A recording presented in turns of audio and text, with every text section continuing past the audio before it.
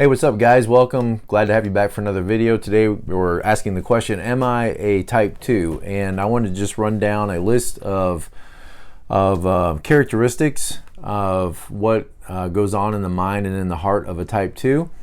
And this might help you if you're on the fence considering whether or not you are a type 2. If you are a 2, this might be a little helpful to you as a little bit of introspection and to see, maybe challenge you why you do what you do and why you are inclined to behave in certain ways. So let's go down this list. How to tell if you're a type 2. Realize 2s are called the givers or the helpers. Another good word for them might be, and maybe even more accurately, is the pleasers, because I really think that type 2s are really interested in giving and helping because it gets to the notion of pleasing people and being pleasing to people.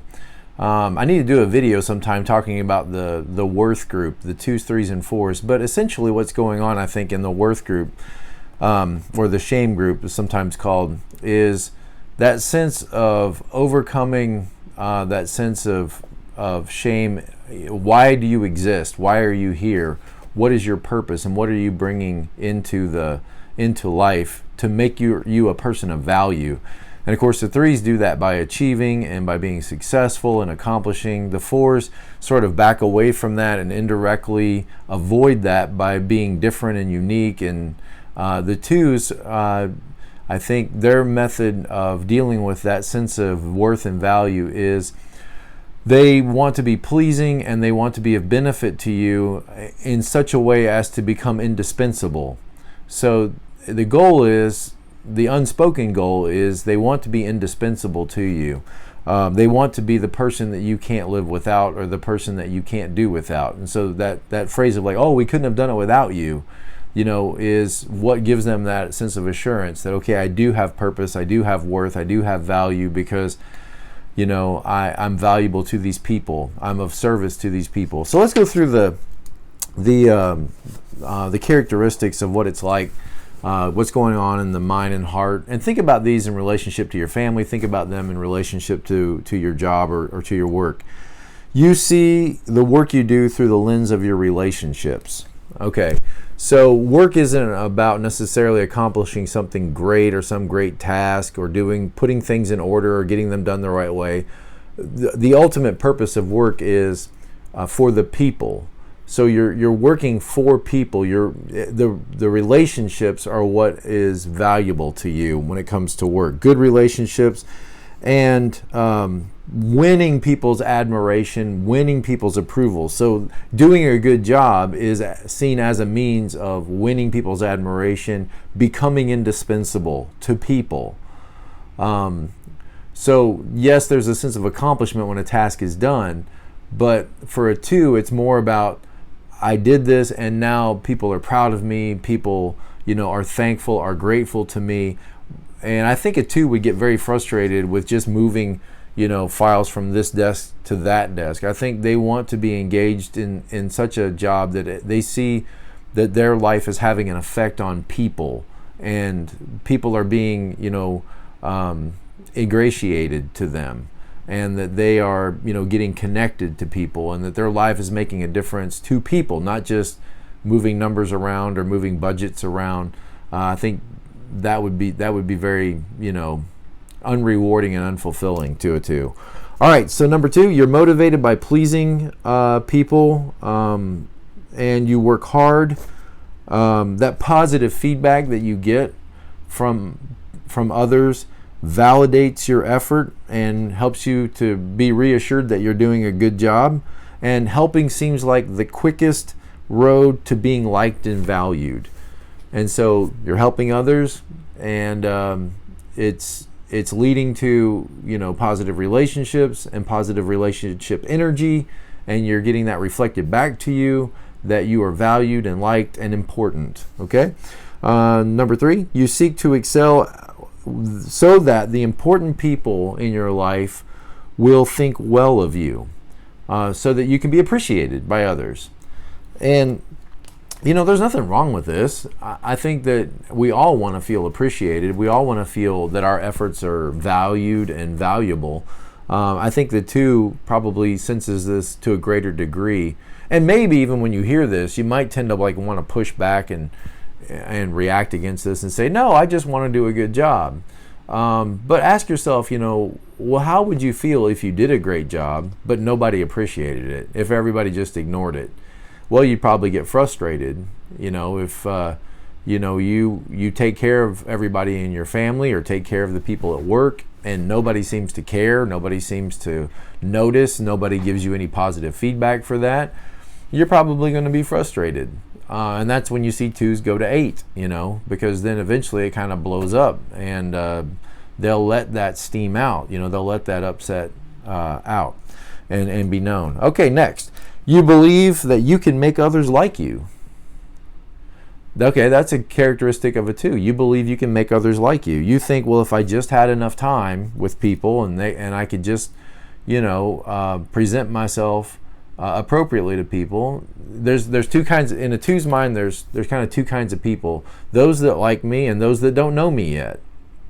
Those that like me and those that don't know me yet. And I think it probably flips a switch in a 2 when they get around somebody that just doesn't like them. They just got to think, what's wrong with this person? There's something inherently wrong with them, because that's kind of my whole personality is being likable, being pleasing to people. So there's 2 kinds of people: those that like me and those that don't know me well enough yet. And if I could just spend time with them, if I could just connect with them, then eventually they would come to appreciate me and like me. And I think it probably really is troubling when 2s run across somebody that's just doesn't respond positively to them. They've got to think there's something wrong with that person. And if you're a 2, realize this, that I think there are a few other types of persons on the Enneagram that inherently know people aren't going to like me and probably don't care. There's probably some 8s out there and some maybe some 5s that just couldn't care less if people like them, and they're not trying in any way to make people like them. So if you sense within you that desire to be liked by people and to have great relationships with everybody, just realize it's characteristic of 2-ness. Okay, 2-icity. There we go. So next, you're able to relate well to a wide range of people, and you have that, not just the people that are closest to you in your office, but the lady at the service counter, the cashier at the grocery store, the gas pump attendant, the old man sitting on the bench, as you walk into the store. You have that sense about you that, I get along with everybody.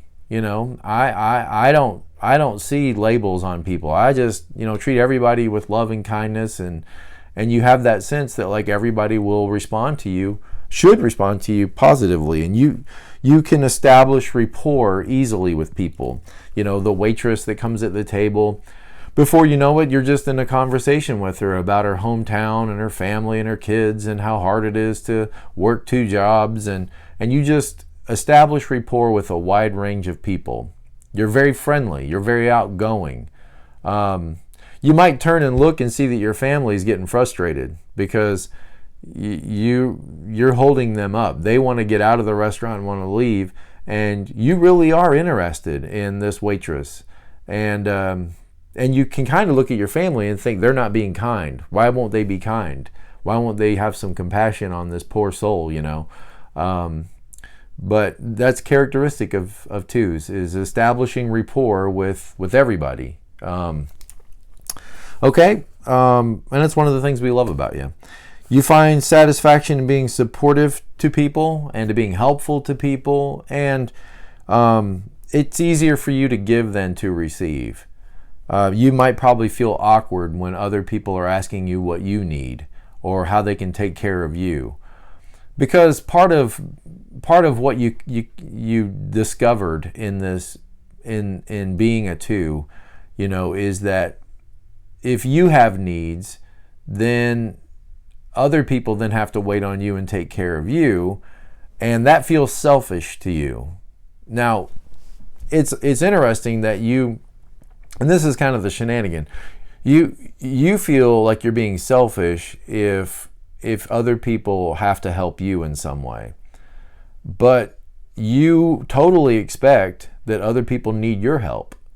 And so there's that kind of shenanigan. We all in our own types have our own kind of like shenanigan we run where it's not logical. It doesn't make sense.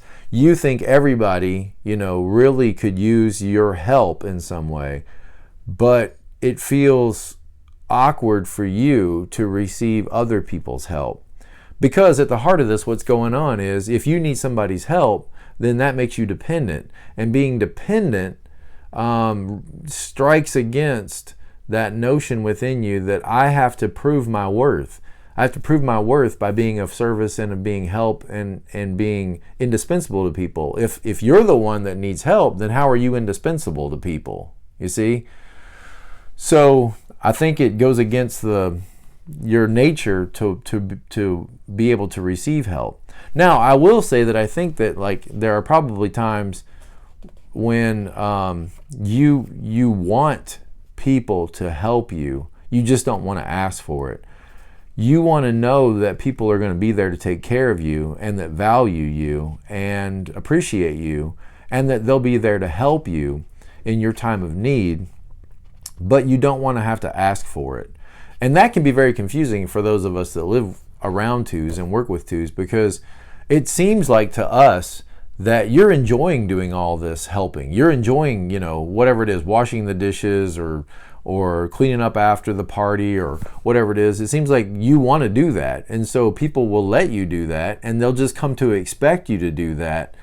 And I think probably inherently in you is this sense of why won't people reciprocate?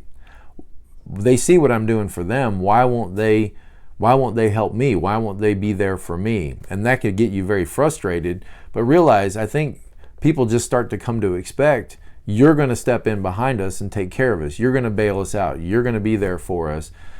And people may not offer help to you because, probably when they did, you said, no, I'm fine. No, I'm okay. I don't need any help. And so they just realize, okay, well, she doesn't want our help. And then that can leave you frustrated because you think, why won't people help me? But maybe you weren't receptive to receiving, help when it was offered. And I think that reason is because if you are the receiver of help, as much as you want it sometimes, it cuts against that desire within you to be indispensable and to be pleasing, and to be the giver in the relationship. Okay, think about it like this. All right, so imagine if you were going on a mission trip, okay, and you went to the other side of the world. You went to India, or you went to Africa. You went to, some country where people are just destitute and poor, okay? And you come in as sort of the white American Christian, you've got a pocket full of money, in your wallet, and a cell phone, and nice clothes, and all this. And you feel sorry for this children's home, all these poor, disadvantaged, natives, and you pull out, what amounts to maybe $20 US. And you say, hey, we're going to have a party. I'm going to throw a birthday party for all of you kids. And you give them what amounts to $20, which buys plenty of cake for all the kids because their money is, so scarce. So all the kids celebrate and are so happy and are so thankful, and they come and hug you and thank you. Okay, this is kind of, I think, the way twos see the world is like, I'm here on this journey to be of service and of help to you. And you legitimately want to take care of people and want to, who doesn't love somebody comes in and buys them cake, right? And so that is the kind of scenario that makes you comfortable. Is I came in, I found all these poor, disadvantaged people. I, provided help, service, and kindness and friendliness to them. And then now there's this kind of unspoken expectation that now I'm going to be surrounded by all this love. All these little kids are going to jump in my lap and hug me and kiss me and tell me how thankful they are and how wonderful and how great it is for me to visit. What that is, in missionary language, that's called the one-up position and the one-down position, okay? The one-up position says, I'm here to take care of you. And so the relationship looks like this. I'm the missionary, you're the mission field. I'm here to take care of you. And so you should respond with gratitude and thanksgiving, and look how indispensable I am to you, because you wouldn't have clean water if it wasn't for me. You wouldn't have this birthday party if it wasn't for me. Okay, and sometimes people will pick up on that. People over time might start to sense that that's what's going on. And of course, this doesn't feel good. Okay, you need to understand that this position down here, for some people, strikes against their core. They don't want to be, beholding to you in any way. It makes them feel powerless. And so they may tend to resist your efforts and to resist your kindness and to push back against you. And you think, why won't they come to the birthday party? Why would they be upset? Why are they stomping away from me? And then you'll go after them, only to find them pushing you away again, because it's not comfortable for them to think of themselves to be in a needy position to you. So what you might try sometime as a 2 is to do the opposite, take the one down position. When you think about it like this, all you're after really is the relationship, is the closeness and the connection, right? You can get the connection by taking the one up position or by taking the one down position. I mean, if you look at the life of Jesus, he often took the one down position. He would come to the woman at the well and say, will you give me a drink? Right? So he initiated the relationship sometimes by saying, I'm the one in need. Would you take care of my needs? And then they would take care of his needs, and then the relationship could begin. So whether you're in the up position, it feels better, to be in the up position. You feel like you're the one that's indispensable. It doesn't necessarily feel good to take the one down position, but relationships and connections can happen either way. You could go to somebody that you trust and respect and say, hey, I need your help sorting out this problem, or I need your help, with something I'm going through in my life. I need somebody to talk to. And you may find, as a 2, that a whole new world opens up to you, building connections and building relationships with people, if you'll take the one down position and say, I need your help. Would you guys be willing to help me? But see, this may be where it gets sketchy for you, is what if they say no? What if they refuse? What if they resist then? That would feel like rejection. And rejection, could be overwhelming if your whole personality, style is built on being indispensable to people. And this is why the Enneagram, I think we need to be careful that we don't manipulate it.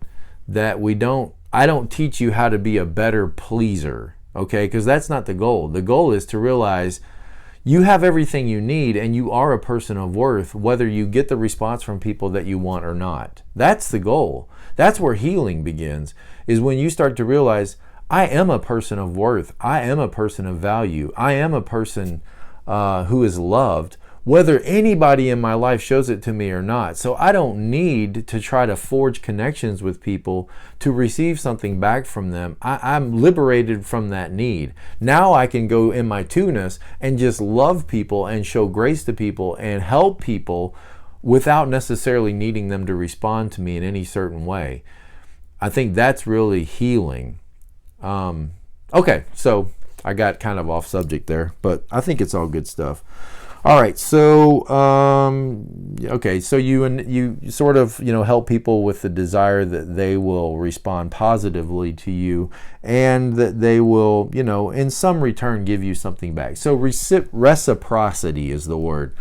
Reciprocal relationships is kind of what you're after. Is you're going to be kind, pleasant, and nice to people with the expectation. And this is where it gets kind of sketchy, is it's an unspoken expectation that people are then going to return kindness, love, attention, whatever to you. And that's kind of what makes you feel, okay, I am valued, I am worthwhile, I am important, I don't need to be ashamed for existing. But then if people don't show that to you, my guess is, if you don't get that from certain people, you'll pursue them a little bit, and when you still don't get it from them, you'll probably just move away from them. And so that would show you that this is not altruism. Altruism is where you genuinely just love people for the sake of loving them.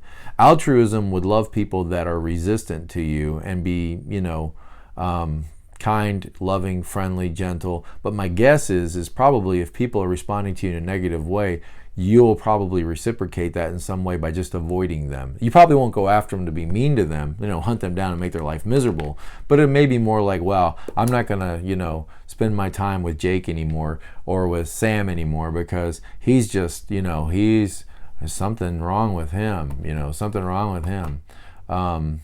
Okay.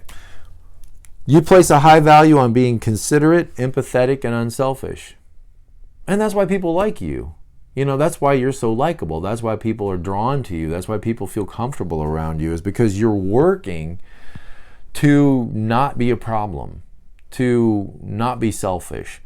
And it bothers you when other people act selfishly or badly. And so, there's an inclination within you to put a stop to bullying, to put a stop to name calling, to put a stop to, teasing, because that goes so against your personality. It goes so against your way of your modus operandi to put others down or humiliate others or at others' expense, because that would be a way to disconnect, and your goal is to connect. And so realize that when you prescribe that to other people, like, hey, you should stop teasing, you need to stop, humiliating in whatever way that you think they're humiliating them, that you think that people should just be kind. Be kind. That's the way it would feel like to you, is just people need to be kind, and that's not kind. Realize you're prescribing your personality's values on other people's personalities. And you're right, people should be kind. People need to be kind. So I'm not saying that that's wrong. I'm just saying realize that you're prescribing your personal values to others as though they, and what I mean to say is, don't be surprised when other people don't care about not being kind. Because it's not a part of their shenanigan isn't to be kind so that people will respond well to them. That's not what they wake up thinking they need to do today. And so you might be surprised, is why are people so mean all the time? Why can't people just be nice? Why can't people just be kind? Because they don't wake up thinking, I've got to get people to be pleased with me. That's not what they're waking up thinking. All of us kind of wake up, those in the fear group wake up with fears, and those in the anger group wake up with frustrations, and they're not waking up thinking, I need to get people to like me. I need to get people to get connected to me. So they don't mind not being friendly and not being kind and not winning people over, because it's not in their personal DNA to do that. And when you say, hey, that's not nice, you need to stop that, realize they're not going to necessarily share. They might go, okay, well, we don't want to bother Rita here because, she's going off on us about being nice. And you're thinking, why can't they just be nice? Nice isn't a value. It doesn't get them what they want. It doesn't get them what they think they need. It gets you what you need. It gets you what you think you need. Okay? So this might help you as to why people aren't friendly, why people aren't nice, because they don't need the same things you need from relationships. All right. So it bothers you when people treat other people badly. You can be emotional or oversensitive and sometimes try to hide your feelings, which usually comes out as frustration or resentment when you do that, when you bury stuff down. And the thing is you might not want to talk about it openly, that you're frustrated or hurt or feel like you're being taken for granted, because you don't further want to push until you get more rejection. You take it already as rejection and you don't want more rejection, so you may not talk about it openly.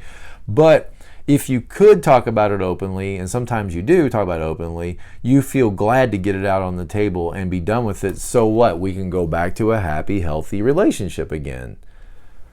But you may, at times, be leery of getting it out in the open because you fear further rejection. So if, let's say, Bob rubs you the wrong way, he doesn't respond to you the way you think he should, and you'll take that as a rejection, that Bob's disappointed in you, or Bob doesn't find you pleasing today. And then you're going to feel hurt and feel resentment toward Bob, which will further alienate you from him and maybe now treat him in a kind of resentful, frustrated way. And why don't you just go to Bob and talk to him? Well, that's too direct. That's probably too direct. And if you were to go to Bob and talk to him about it, he might get in your face and be more direct and provide you with more rejection, which would make you feel worse. So your tendency is to avoid conflict because you want to avoid further rejection. You want to be pleasing to people. So you tend to avoid conflict, which makes conflict go beneath the surface and simmer, which can give you sort of that martyr, frustrated, upset, tendency, which further alienates people away from you. So there's probably within you a desire to let's talk this out, but a fear that if we did talk it out, we might make it worse. So I'll just clam up and I just won't say anything and I'll just be a martyr. Okay, and that's where sometimes you'll read in books and stuff about twos kind of develop that martyr complex. Because you tend to resent other people when they fail to reciprocate what you believe you've earned by being so friendly and nice and kind. You have a talent for sensing people's needs, and you're oriented to meet those needs. So you have like a radar that's up. Like a 6 has a radar up to sense danger and potential threats, okay? A 2 has a radar, a 1 has a radar to sense what's wrong, what needs to be fixed, okay? A 2 has a radar up, what do people need? Do people need a kind word? Do people need somebody to hold their hand? Do people need somebody to sit and listen? Do people need, to bring them food? Do people need... What do people need? And you feel compelled, and there it is. Okay, so what the Enneagram shows us is we're all under compulsion.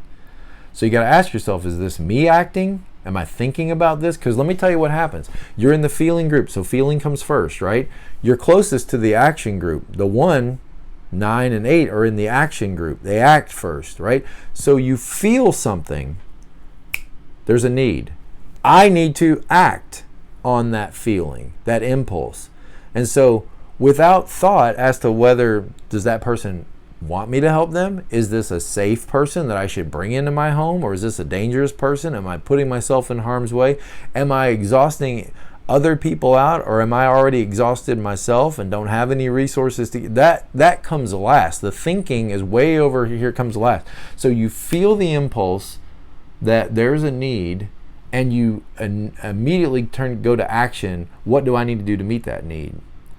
And then later you might think about it and think, why were they so upset when I asked them if they needed help? Or was this really a good opportunity for me to help? Thinking comes third. It's the last thing that happens.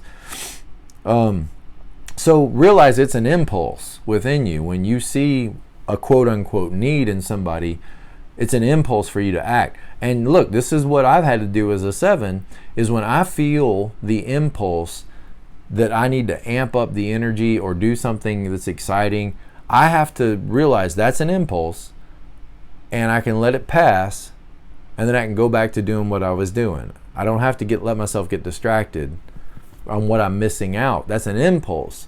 The impulse for you is going to be, somebody has a need. I need to meet that need. No, you don't. You don't have to. Now, if you're a 2, that thought is probably an overwhelming thought.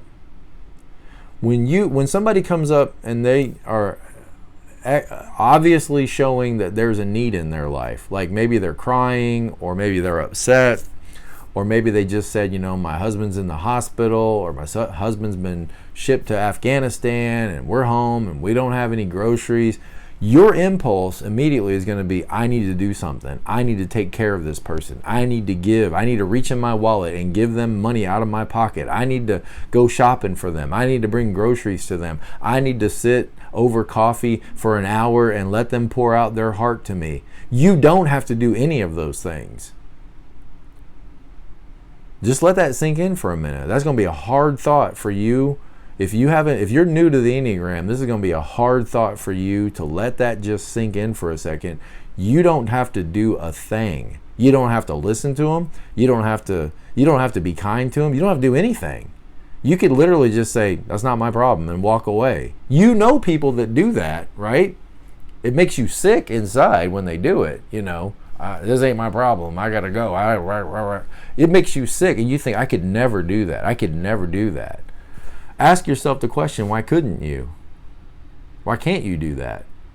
Because it's an impulse within you that I need to be the one that takes care of this person. I need to step in. Somebody needs to do something. Okay, now, if you can feel that impulse and then just breathe a second and let the impulse pass and tell yourself, this is 2 stuff. This is an impulse that I feel compelled to take care of this person. I need to let it go. Now ask yourself, once that impulse is gone, do I want to take care of this person? Is this person asking me for help? What could I do that's within reason? And let your thinking center engage for a minute and say, what could I really do that could help this person? Not just help them, bring relief for a second, but really help them, change their life. Am I helping because I'm compelled to help, or am I helping them because they really need my help? It gives you just a second, a little brief window to think it through for a minute and not just act on compulsion. See, this is what the Enneagram teaches us. We act on compulsion. We're compelled. And then when you're compelled to give aid and comfort and help to somebody and they don't respond the way you think they should, then you're compelled to be resentful and frustrated. You see, you kind of got yourself into this mess. All right? You kind of got yourself into this mess. And if you're going to get out of this mess, you're going to have to process things differently. You're going to have to say, wait a minute. I feel compelled to help. I feel that impulse to give aid. Is this what this person really needs from me? Do I need to be the one to do this? Is there somebody else that maybe needs to do this job? Could I let somebody else do this job? Could I put this person in contact with somebody else that can help them? Maybe I'm not the best person, or maybe right now is not the best time, for me to act in this way. And just giving yourself that little bit of breathing room, that little window, can make the difference between being a healthy 2 and being an unhealthy 2. All right. So it can be hard for you to give straightforward critical information to people because you worry that constructive criticism could make the other person feel bad. It probably will. Okay, it probably will. But here's what I know. People don't change unless they feel bad. Okay, think about that. When you have a diet, right? And you eat bad, poor food, you'll do that as long as you can get away with it until sometime when you feel bad. When you start to feel bad enough about it, either because you can't wear your pants anymore or because your health is giving out and you actually physically are feeling bad, then it will compel you to change and you'll go, you know what, I need to change. Sadness. When you can't go to the circus because you spent all your money on lollipops, and every other kid gets to go to the circus and you can't, and you're standing there crying, that's what initiates change in your life. You go, oh, you know what? This feels terrible. I don't want to do this anymore. I think maybe next time I'll save my money instead of blowing it all on lollipops. Maybe I'll have money then to go to the circus. It's when you feel bad that change happens. But if you rush in every situation to keep people from feeling bad, guess what? Maybe they'll never change. So growth happens when you let people experience the natural consequences for their actions. But that's hard because you want to rescue people. Remember, the 2 is called the rescuer, right? I know I'm valuable because look at all my rescue projects. I rescued this cat, I rescued this frog, I rescued this turtle, I rescued this dog, I rescued this husband. Okay? 2s feel their sense of value because I came in and I rescued, 4s feel their value because somebody rescued me. This longing, this romantic longing, they distance themselves away from you, and then when you rescue them, then they say, see, I am a person of worth and value because I was rescue worthy. So they kind of flip exactly backwards what you're doing. But it's all at the same problem is, am I a person of worth? Yes, you are a person of worth and value, whether anybody reciprocates anything to you or not. So if you can come to understand, I'm a person of worth and value simply because I exist. You don't have to prove your existence. You don't have to prove to us that you're worthy of existence. You are worthy of existence. And you have value whether you do anything or not for anybody. Just the inherent DNA that you're made with in the image of God, you have value and worth. And when you can operate out of that sense of worth, then you really can be a helper to people. You really can be a giver because you have something to give. If all it is let me give so that you'll give back to me, then that's not giving. That's making deals. That's making trades. Okay? All right, so what else we got? It bothers you a lot when somebody doesn't like you. It bothers you a lot when somebody doesn't like you. It bothers me too when people don't like me, but I recognize that there's just people out there that aren't. I mean, they're just whatever. Think about it like this. Are there foods that you don't like? Probably. There's foods that you just don't like. Maybe even whole genres of foods. Maybe you hate Chinese food or Mexican food. Is there anything wrong with Chinese food? No. It's just not something you like. It's not something you care about. So in life that, there's colors that you like. There's music that you like. There's food that you like. And then there's music you don't like and food that you don't really appreciate and smells that you don't really appreciate. Somebody's burning a cinnamon candle and you think, man, I just hate that. Or an apple candle. That reminds me of when I was a kid at school. I hate that smell. There's nothing inherently wrong with those things. They just, for whatever reason, you don't make a connection with it. And you don't think anything about that. But when it comes to people, you see how you have this unrealistic expectation that when it comes to people, they're all going to like me. Well, you recognize that there's people in your life that you don't really appreciate or care for or want to be around. Then what is this compulsion within you that wants everybody to find you pleasing? You see, it goes back to this issue of worth and value. Because it's kind of like, well, if people don't like me and people aren't pleased by me, then what does that mean about me? What's wrong with me? I'm broken, I guess, in some way. Yes, you are broken. We're all broken. And you're broken in the style of 2-ness. I'm broken in the style of 7-ness. And I've got to deal with my own brokenness, and you got to deal with yours. And part of what it is people don't like me, and that's okay. Not everybody's going to appreciate me. Okay. That's fine. But here's what's awesome. It's the people that you go home to. That's what matters. The people that you go home to. And sometimes 2s, I think, can lose sight of this because they're busy sometimes making connections with all these strangers that sometimes maybe you can forget about. It's the people you go home to that matter, right? That's what really matters. And my guess is those people love you and care about you. All right, let's keep going. What else we got? To avoid conflict, because you don't want to hurt relationships. We got that again. You want everybody to be happy. You want to be the reason everybody's happy. That's a lot of pressure, though, by the way.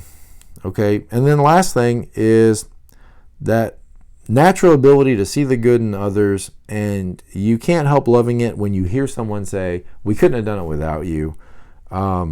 It makes you feel great about yourself, like you really, came in, fit the position, took care of people, and have that sense of worth and value.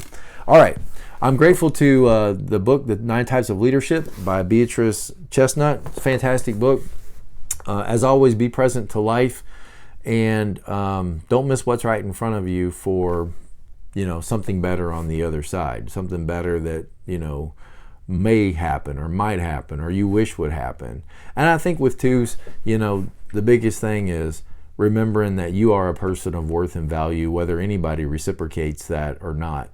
And when you can understand that and get in touch with that, how much you are loved by God, how much you are loved by the universe, okay, when you can get in touch with that, how much you are loved, and you can get full, on that, then full people do what? Fill up others.